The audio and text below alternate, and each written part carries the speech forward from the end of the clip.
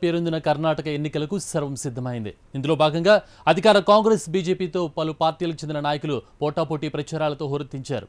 ఈసారి ఎన్నికల్లో మొత్తం 2655 మంది బరిలోకి దిగారు. వీరిలో 219 మంది మహిళలు ఉన్నారు.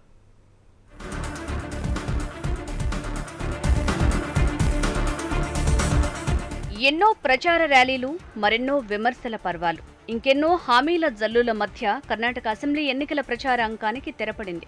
రాష్ట్రంలోని 224 అసెంబ్లీ స్థానాలకు ఎన్నికలు జరగనున్నాయి.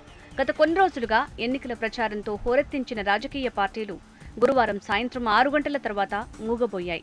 రాష్ట్ర వ్యాప్తంగా 58,000 పోలింగ్ కేంద్రాలను ఏర్పాటు చేశారు. ఇందులో మహిళల కోసం ప్రత్యేకంగా 600 కేంద్రాలను కేటాయించారు.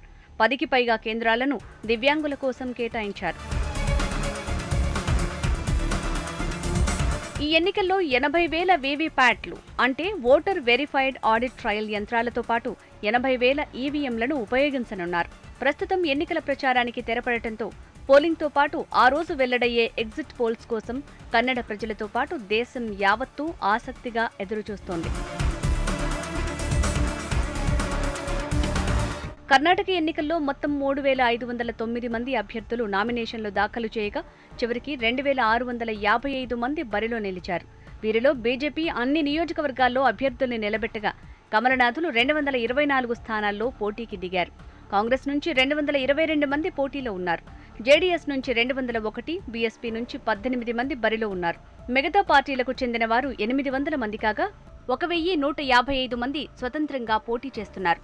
ఈసారి ఎన్నికల్లో 2,436 మంది పురుషులు, 219 మంది మహిళా అభ్యర్థులున్నారు.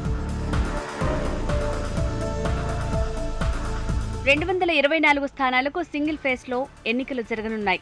మే 15న ఫలితాలు వెల్లడిస్తారు. ఈ ఎన్నికల్లో 4.9 కోట్ల మంది ప్రజలు తమ ఓటు హక్కును వినియోగించుకోనున్నారు. వచ్చే ఏడాది సార్వత్రిక ఎన్నికలు జరగనుండటంతో అటు బీజేపీకి ఇటు కాంగ్రెస్కు కర్ణాటక అసెంబ్లీ ఎన్నికలు ప్రతిష్టాత్మకంగా మారాయి.